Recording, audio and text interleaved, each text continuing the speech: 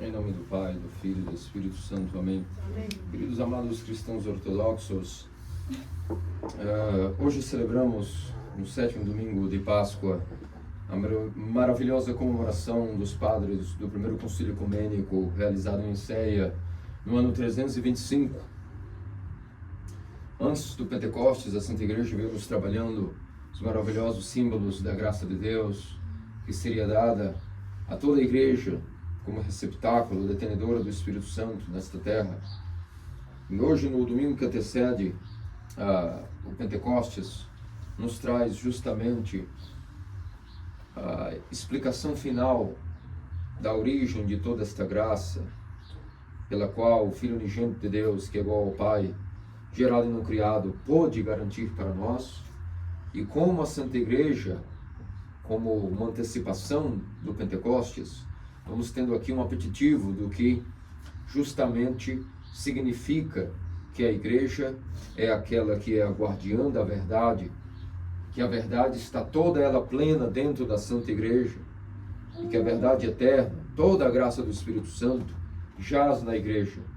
Isso foi colocado para nós nesse 7º domingo de Páscoa, primeiramente através dos nossos santos e teófilos padres do Concílio de Nicéia.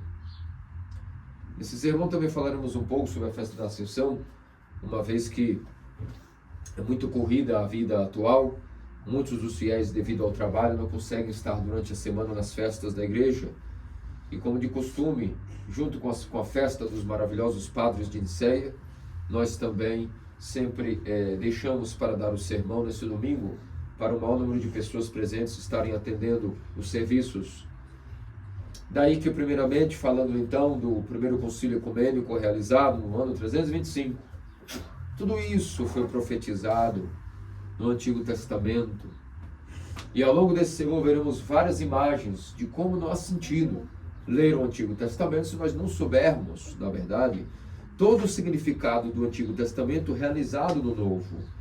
Muitos dos protestantes, especialmente, ou desconhecidos das Escrituras, leem o Antigo Testamento de uma maneira literal, apenas como livro histórico, mas ele está desmembrado do Novo na interpretação fora da tradição ortodoxa, e por isso passa a ser um livro histórico, literal, passivo de interpretações até bizarras, como nós vemos ao longo da história, quando o cristianismo, através do cisma de Roma em 1054, depois os cismas do protestantismo, inúmeros deles seguindo-se um ao outro, foram dando interpretações um pouco estranhas à tradição apostólica sobre as Sagradas Escrituras.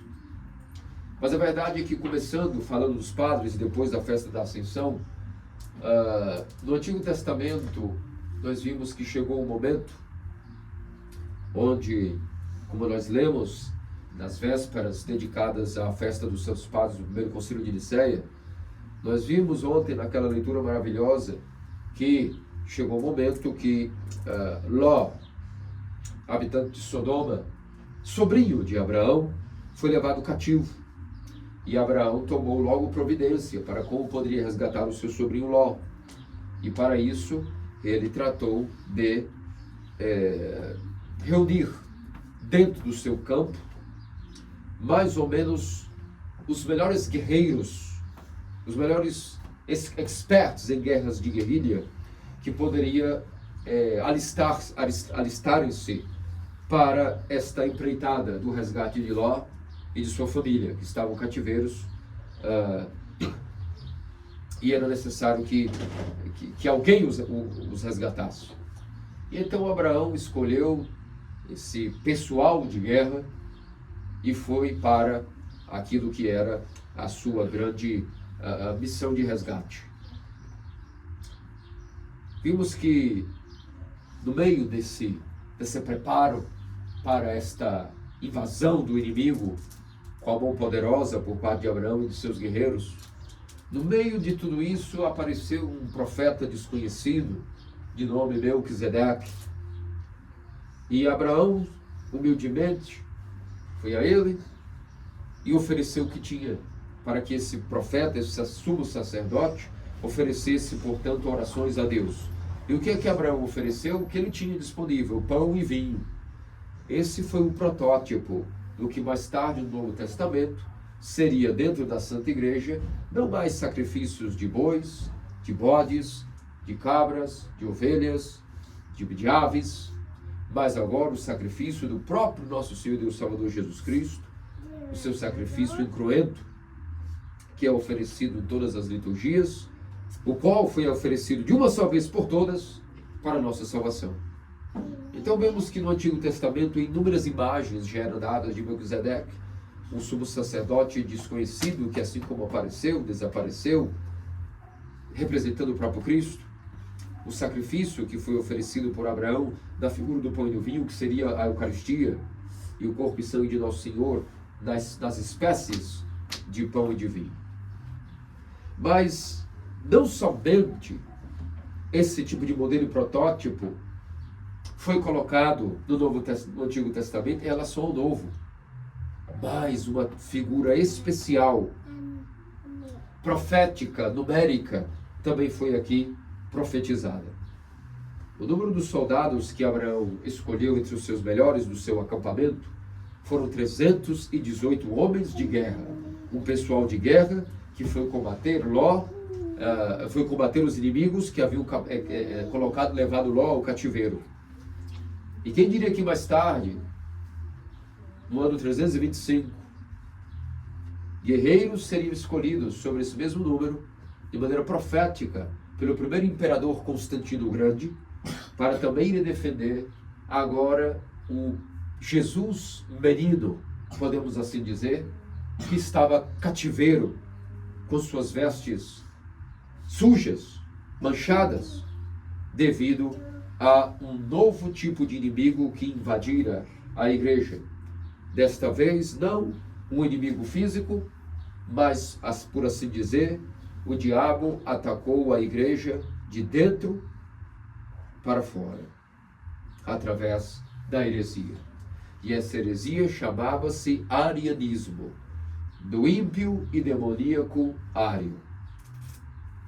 Da onde que nós tiramos, como eu mencionei, a figura de linguagem Jesus menino levado ao cativeiro?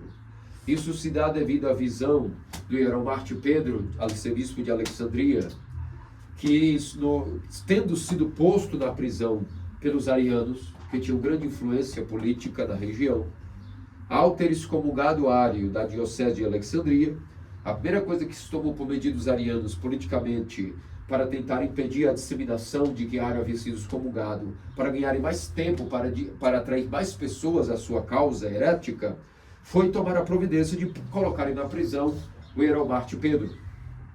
E quando o Hieromarte Pedro foi posto em prisão, ele teve uma visão mística, onde Nosso Senhor apareceu para ele, de noite, na figura de um menino.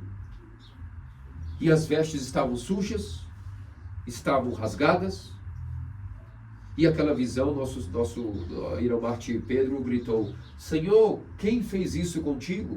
O que significa isso? E ele, aquele ímpio e demoníaco Ário, rasgou a minha veste, rasgou a minha túnica feita de única costura, e portanto eu lhe digo, nunca receba de novo este herege da minha igreja, porque mesmo eu no céu já o anatematizei, já o cortei para sempre, para todo sempre, da minha comunhão. Isso porque, alguns momentos antes, o Hieromarte Pedro havia sido visitado por Ário, que, mentindo, havia dito que havia se arrependido do arianismo, que por favor ele o recebesse novamente na igreja como clérigo, como diácono e tudo mais. E Hieromarte Pedro, primeiro, com prudência, disse que ia rezar, antes de tomar essa decisão, porque ele não havia certeza de se de fato a heresia do ímpio Ário havia sido arrependida por ele, e ele preferiu rezar. E nessa oração pela noite, o próprio Cristo apareceu para ele e deu essa revelação, de que não deveria receber nunca esse demoníaco imposturário, porque ele havia rasgado a sua túnica de única costura. É por isso, meus amados cristãos ortodoxos, que nós vemos que só então, lendo o Novo Testamento, entendendo a vida da Igreja Ortodoxa, é que o Antigo Testamento fará sentido. Toda a maneira como foi escrito e profeticamente o Antigo Testamento é uma profecia, um símbolo oculto do que viria a ocorrer na vida da igreja do Novo Testamento. E como nós lemos nas vésperas de ontem, como já dizia Dionísio Areopagita, a igreja usou de uma harpa do Espírito para se defender. Abraão usou de armas, de exército, mas a igreja usou dos padres, e os padres, como arma, usaram uma harpa do Espírito para tecer, através dessa harpa espiritual, um tipo de vocábulo, um tipo de oração que tecida como se fosse por uma costureira, mas agora por uma harpa, palavras simples, mas que nem os anjos são capazes de sondar em sua totalidade e profundidade. Quais são essas palavras tão simples, mas ao mesmo tempo impossíveis de serem sondadas, que os santos padres, através de uma harpa, usaram de arma para defender-se contra o heregiário e seus sequazes? Essa arma foi a chamada teologia do alto, a qual não é algo que a igreja desenvolveu como doutrina para naquele momento se defender. Negativo. Eu entendo que os heterodoxos pensam que a igreja vive desenvolvendo doutrinas quando é conveniente para se defender das heresias, mas isso não é verdade. A igreja sempre teve e já tem em si, dentro do seu baú de tesouro, todas as armas que ela precisa para, no momento eficaz, formular a sua defesa. Não é que ela vai criar e desenvolver uma doutrina conforme surjam as heresias. Negativo. A igreja tem um baú do qual, quando ela quer e é necessário, ela pode abrir no momento que quiser, não importa se no século I, no século IV, no século XX, no século XXI, não importa se é sobre matéria de arianismo, de monotelismo, de ecumenismo, dos que atacam o nome de Deus, os nominalistas, não importa se é o ciprianismo, nada importa. Sempre a igreja já teve dentro de si, guardada, toda a formulação da doutrina e utilizará, retificando um concílio após o outro, como foi na época dos concílios, um utilizando das ferramentas que o outro já havia deixado, ferramentas estas que já estavam guardadas no baú da igreja sempre. E essas ferramentas, qual é a característica delas? Foram objeções da mente humana contra heresias? Negativo. Essa arma, essa substância, a qual produziu essas armas de defesa, sempre que foi necessário, que é e sempre será, elas são fabricadas não de ferro, como os revólveres, as espingardas, os canhões. A substância que prepara a defesa da fé, nos moldes que os padres dão para cada época, como Constantinopla foi derrotada, se não por canhões, como na época primitiva lutava-se com machados, com pedras e lanças, como hoje se usa arma até biológica e nuclear. Cada época a igreja utiliza o que quiser, contra a conveniência necessária. Mas essa matéria-prima, que ela forjará a sua arma, está sempre guardada nela, e essa arma tem uma substância eterna. Não é ferro, não é bronze, não é alumínio, não é chumbo, não é cobre, é a chamada verdade eterna e incriada de Deus, a qual não é feita pelos pensamentos dos homens, para racionalmente verem como vão fabricar uma defesa contra os hereges. Negativo. A defesa da fé é feita pela teologia do alto, moldada pela harpa do Espírito, através dos artesãos e guerreiros, os padres, que sabem, inspirados pelo Espírito, a colocar em linguagem humana aquela verdade inalterada e eterna, que sempre existiu e sempre existirá, mas que Deus nos revelou no tempo e no espaço, pela sua graça incriada, pelo dom do Espírito Santo, através dos padres, através dos concílios. Mas essa matéria, essa substância, ela é eterna. ela não vai desenvolvendo ao longo dos séculos conforme os hereges pensam. Negativo. A doutrina foi dada à Santa Igreja dentro de seu baú, pela graça do Espírito Santo, e ela sabe, quando necessário, evocar esta matéria, esta verdade eterna e criada, e moldá-la, ou seja, formular, retificando sempre o que foi deixado pelos concílios e pela sã doutrina revelada aos apóstolos em cada época, conforme a necessidade. Seja o arianismo, o monotelismo, o pelagianismo, seja o que for. Mas lembremos-nos sempre que essa teologia do alto, tecida pela arca do Espírito pelos padres, ela é eterna, incriada, inalterada. E mesmo assim, sendo ela anterior à linguagem, uma vez que ela é eterna e incriada, Deus soube como inspirar os padres para conseguirem capturar essa verdade eterna, a qual nem cabe na razão humana, mas, pela graça do Espírito Santo, o próprio Deus soube como revelar, através de si, do seu Filho unigênito e do Espírito Santo, aos apóstolos, em linguagem humana, através do Verbo de Deus, através do que ele ensinou e do que o Espírito Santo depois veio relembrar aos apóstolos, todos os ensinamentos que ele havia recebido do Filho, enviado do Pai, com o substancial e eterno, com o Pai, e que, portanto, a partir daí, sempre que os apóstolos necessitaram, que os bispos, seus sucessores, necessitavam, e necessitam e necessitarão, sempre que os santos padres necessitarem, então o Espírito Santo sempre vai lhes inspirar e lhes recordar todos os ensinamentos que a doutrina da igreja tem em si, verdade essa eterna, incriada, inalterada, mas que Deus soube como ele mesmo revelar em linguagem humana e articulada esta doutrina que a princípio era até mesmo inacessível à razão, inacessível ao intelecto, mas que Deus soube como revelar essa verdade eterna através de uma linguagem. A linguagem foi o veículo pelo qual a verdade eterna foi revelada pelo Espírito aos homens, através primeiramente do Filho unigênito, de forma plena, e sequencialmente aos apóstolos e aos santos padres. Uma vez que agora nos posicionamos sobre o que é a defesa da fé, e que consiste a defesa da fé, que não é formulando doutrinas desenvolvidas conforme a conveniência, mas sim formulando a defesa conforme o que a doutrina já eterna foi revelada por Deus à igreja.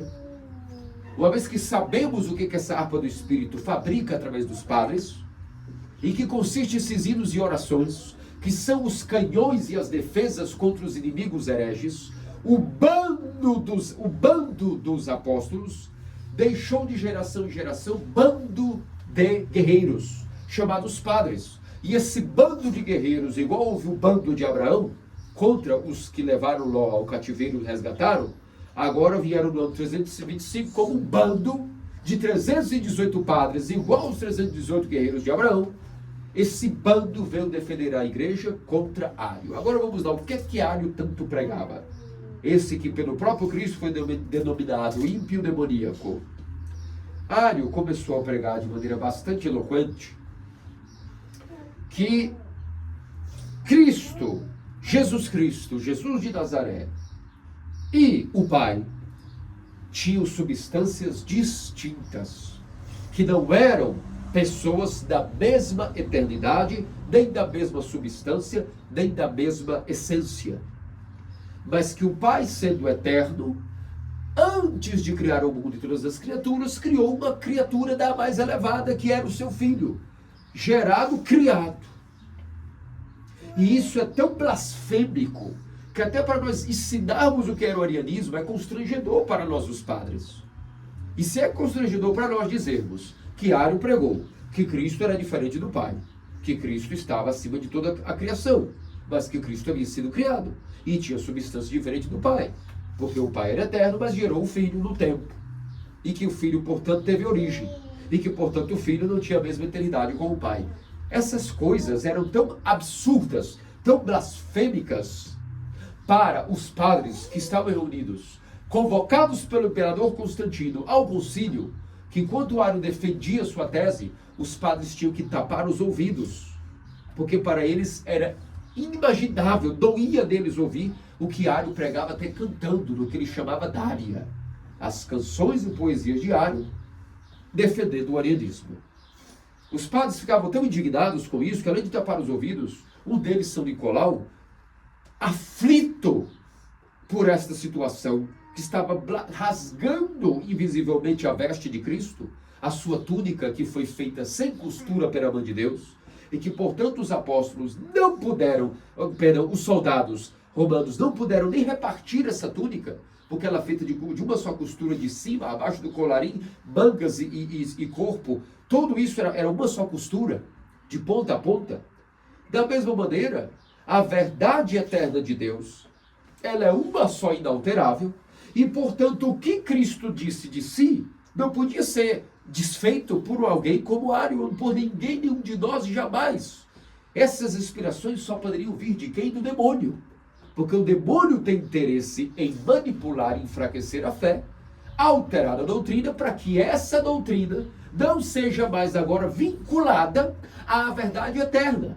E quando a doutrina não é mais vinculada à verdade eterna, porque fala algo distinto do caráter eterno da defesa da fé, quando o que nós pregamos não é igual da linguagem articulada à verdade eterna, essa doutrina perde poder. E quando ela perde poder, os demônios ganham espaço. E rápido os padres perceberam que estávamos numa nova era da igreja, a era de ataque, não mais pelo martírio, mas de dentro para fora. E é por isso que ficaram como feras. E é por isso que nós, os padres, somos caridosos e pacientes em matéria de diacrises, em matéria ascética. Mas em matéria de fé, somos bestas, somos feras. Por quê? Por amor. Porque se a doutrina que nós proclamamos difere daquela que é eterna e é anterior até a linguagem articulada, o que nós estamos falando são meras palavras agora desvinculadas do poder da eternidade. Então a nossa doutrina perderia poder e os demônios ganhariam os intelectos e o terreno novamente, sendo que nós estamos conquistando o terreno após a ressurreição de Cristo. Não podemos regredir e ir recuando para ceder espaço aos hereges, e os hereges sendo usados como ferramentas do demônio. Ao contrário, o bando de Abraão, o bando de Constantino, o bando de Nicolau, todos eles se reuniram e colocaram em frente uma barreira, balizas. Até aqui não avançarão mais, e agora nós vamos avançar e vocês irão recuar. E então, um por um, começou a defender que Cristo era, de fato, unigênito Filho de Deus, gerado e não criado, um só com o Pai, de mesma substância com o Pai. E essa era a doutrina de sempre, de hoje, do amanhã e de sempre. E é por esse motivo, que Dionísio Areopagita explicou que a defesa da doutrina, e veja que Dionísio estava muito anterior ao concílio de Nicéia, mas Dionísio disse e assim proclamou: a defesa dos padres são palavras simples, mas que nem os anjos conseguem sondar. E então, usando essa matéria-prima da verdade eterna, os padres fabricaram não um canhão, não um revólver, não uma bazuca, não um rifle, mas naquele momento eles fabricaram uma arma especialmente fabricada para derrotar Ario e todos os seus sequazes. Qual foi essa arma? Fabricada com a teologia do alto, tecida pela arca do Espírito, inspirada pelo Espírito aos intelectos dos padres, e que foi eficaz em aniquilar os inimigos. Esta arma foi o credo niceno constantinopolitano, que nós proclamamos. E sabe o que aconteceu?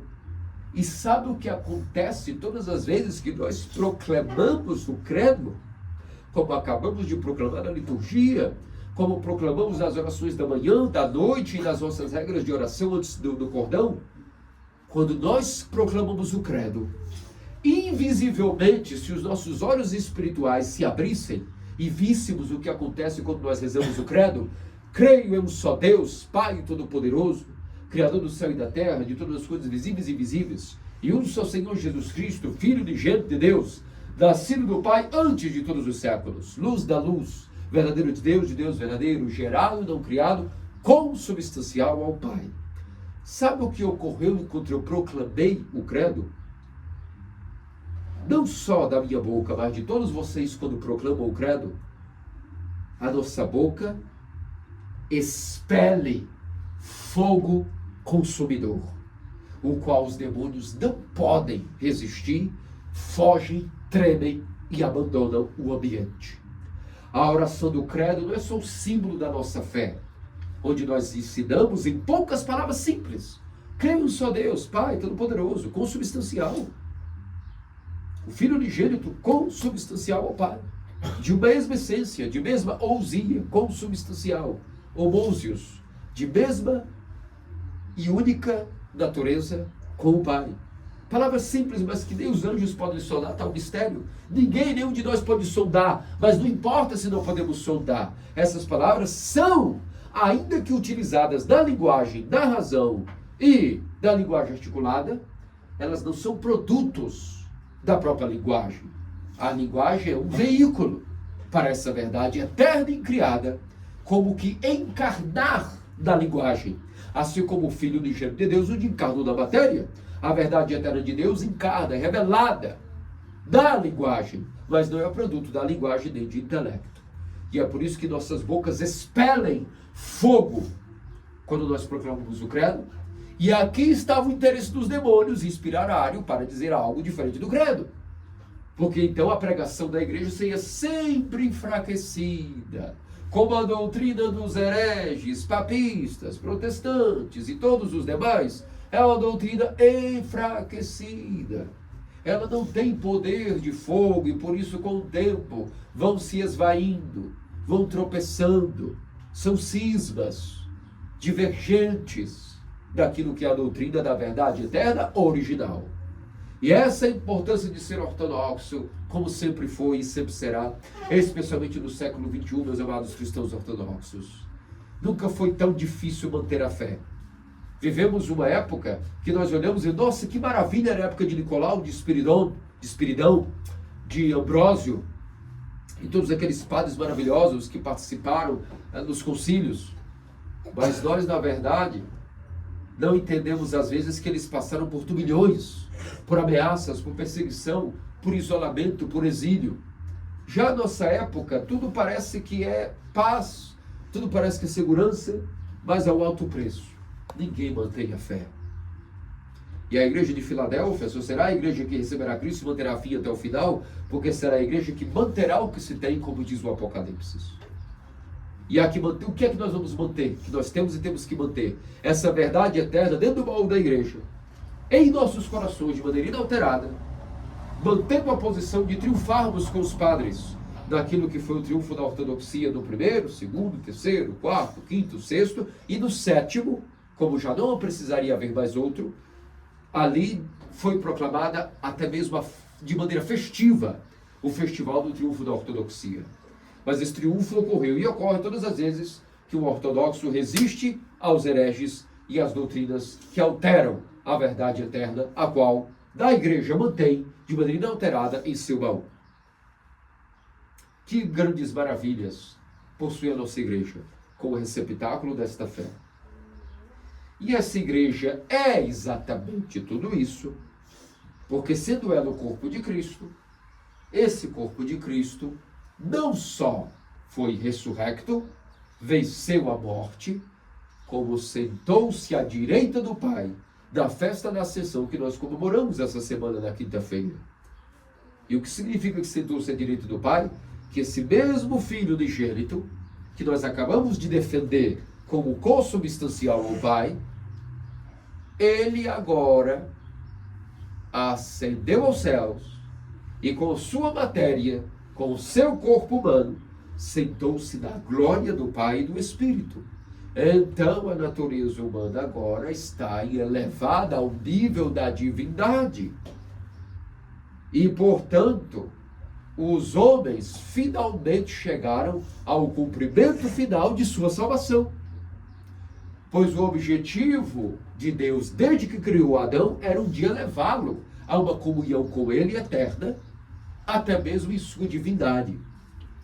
Como isso se daria no paraíso, os padres até contemplaram, nos escreveram que esse era o objetivo. Como isso se daria, como Deus encarnaria em Adão no momento oportuno, nós não sabemos, que são mistérios. Mas uma vez que não deu certo aquele plano primeiro ou por falta de vontade de Adão, agora em Cristo, o novo Adão, tudo isso finalmente chegou ao seu ponto final e seu desfecho. Finalmente, a criação de Adão chegou ao seu ponto definitivo, que era que a sua natureza criada fosse elevada ao trono da divindade e revestida da glória da divindade. E, portanto, a nossa salvação é sinônimo de deificação.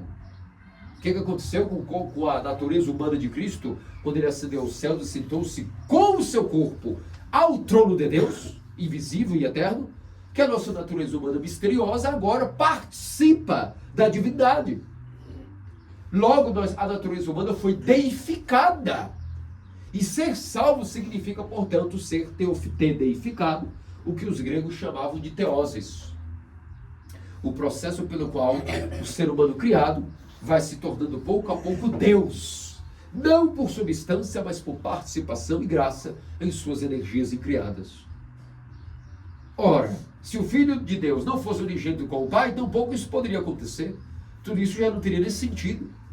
Só há sentido de realização porque esse mesmo Filho eterno que encarnou, sem nunca ter deixado o seio do Pai, agora elevou-se ao céu com seu corpo.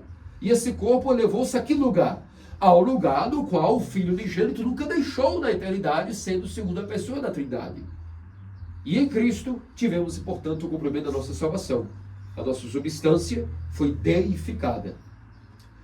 Agora pode ocorrer o Pentecostes, após a ascensão. Porque o que Cristo elevou em sua natureza, ele pode agora, através do Espírito, o Espírito poderá ser enviado, e indivíduos, individualmente, poderão serem fabricados outros Cristos, pela graça do Espírito, participando da mesma glória que o Filho unigênito de Deus, em seu corpo e sangue deificados, poderá conceder a eles, pela graça do Espírito Santo, que derramará essa graça abundante, produzindo individualmente o que foi feito pela glória de Deus no corpo de Cristo, será feito individualmente a cada um daqueles que são batizados, crismados e que participam dos santos dons e que estão em processo de deificação. Quem são aqueles que estão em processo de deificação? Que estão também caminhando para a ascensão? Todos nós os cristãos ortodoxos. E se pudermos falar algumas palavras breves de como novamente o Antigo Testamento carrega as profecias para o Novo, e que só há sentido imaginar o Antigo Testamento no seu cumprimento do Novo e não desmembrado do Novo, se dá naquilo que é o quinto evangelho. Como assim quinto evangelho? O que é que eu estou me referindo? O quinto evangelho sabia o que foi escrito antes dos quatro? 600 anos antes de se escrever os quatro, o quinto já estava escrito. Que evangelho é esse que eu estou me referindo? Ao livro de Isaías. Ao livro do profeta Isaías, que os santos padres chamam de quinto evangelho, porque tudo o que aconteceu do nascimento de Cristo até a sua morte e até a sua ascensão, foi ali escrito no livro de Isaías 600 anos antes de ele nascer em Belém da noite de Natal. E o que é que Isaías, em suas grandes figuras de linguagem, arrancaram minha barba, ó Deus, meu Deus, por que me abandonaste, como o salmista Davi? Eis que fui levado como cordeiro ao matadouro. Todas essas imagens, agora, em relação à ascensão, o que o profeta Isaías nos escreveu? Foi dito pela profecia de Isaías, oráculo do Senhor, que eis que a Israel seria salvo dos inimigos das demais nações inimigas, por um libertador, que apareceria primeiro com suas vestes brilhantes. E de repente esse homem libertador começaria a pisotear uvas, como no H, e conforme ele estava pisoteando essas uvas a fim de produzir a fermentação do sumo que daria origem ao vinho, suas vestes brilhantes ficariam manchadas com esse sumo, ao ponto de se tornar as vestes desse libertador vestes púrpuras escarlate. E que durante esse processo, durante essa imagem e essa visão de Isaías, esse libertador era elevado em brilho e glória. O que significa isso na imagem para a festa da Ascensão? Já profetizada no 5º Evangelho, no livro de Isaías. Isso significa, meus amados cristãos ortodoxos, que o Filho unigênito de Deus encarnou, tornou-se homem, e depois assumiu todo o sacrifício da sua morte e de sua paixão. Primeiramente que já encarnou, ou seja, podemos até dizer, por assim dizer, que esse processo de pisar as uvas já é o seu próprio processo, o seu mistério de encarnação, que é sobrenatural, que está acima da razão e da natureza. E que primeiro manchando-se de cor púrpura significa que está agora unido ao sangue humano. Depois que o seu sacrifício foi oferecido não por bodes, mas que ele mesmo se ofereceu uma paixão redentora em crucificação e morte de cruz voluntariamente. E depois disso, depois de realizar tudo isso para a nossa salvação e vencer a morte com sua ressurreição, chegou o momento oportuno, onde ele, libertador, libertou Israel, ou seja, a Igreja Ortodoxa, os cristãos verdadeiros, de todos os inimigos, de todos os tempos, de toda a morte, de todo o jugo do pecado, elevando finalmente a nossa natureza àquilo que era o trono da divindade, deificando a matéria humana, levando as moléculas, os tecidos, os órgãos humanos em seu corpo a estarem com a mesma glória da eternidade a qual ele nunca deixou em sua pessoa com o Pai. E que agora individualmente, uma vez que isso tudo se cumpriu em sua natureza humana, juntamente inseparável com a divina, agora a nossa salvação foi concluída. De maneira genérica, geral, a natureza humana foi salva, ou seja, foi deificada, foi elevada àquilo que era um desejo desde o princípio, à deificação, ao trono da divindade. E agora, mais tarde, daqui a 10 dias nós veremos como tudo isso ocorrerá agora a indivíduos. Porque uma vez que a natureza humana, de maneira geral, foi deificada, agora vem o trabalho do Espírito. A festa da Ascensão termina o trabalho em nossa salvação da pessoa de Cristo do Verbo. Porque nele, a nossa natureza humana foi deificada em seu corpo no trono. Agora inaugura-se, após a festa da Ascensão, o trabalho do Espírito Santo para a nossa salvação, até que Cristo volte em sua segunda vinda com glória. Enquanto ele não volta, o Espírito Santo agora é o agente que trabalha da época do Espírito, do século do Espírito, ou seja, transformando cada ser humano em outro Cristo. E essa é a fábrica de santos, a Santa Igreja Ortodoxa, como nós veremos no domingo que vem. Por isso, meus amados cristãos ortodoxos, supliquemos a nosso Senhor Deus Salvador Jesus Cristo, que através das orações de nossos santos padres nos mantenhamos sempre firmes dentro do bando de Abraão, do bando de Constantino, de Nicolau, de Espiridão, que com a graça de Deus enviadas a nós, através do Pentecostes, nunca nos afastemos disso que é a única garantia de nossa salvação, de nossa deificação, que é a graça de Deus, que está presente dentro da igreja e não fora dela, e que todas as vezes que necessitarmos combatermos as novas heresias que surgem, sempre nos recordemos que isso não é esforço nosso humano. Basta olharmos o baú da igreja abrir, e certamente cada geração, ela produzirá para nós a arma necessária para que nós possamos defender cada uma daqueles que são os novos ários que querem tentar rasgar essa veste que é sem costura. Por que sem costura? Porque a verdade de Deus, representada pela sua túnica, ou seja, sua teologia, ela é sem costura, ou seja, ela não tem pontas. Ela é de ponta a ponta, uma só costura, ou seja, ela é eterna, incriada e revelada a nós pela linguagem, no tempo e no espaço, porém, a sua natureza, sua substância, ela mesma é eterna. Que diz o nosso Senhor Deus Salvador Jesus, faça-nos dignos pelas orações de sua puríssima mãe, até o toque de sempre Virgem Maria e todos os santos. Amém. Amém.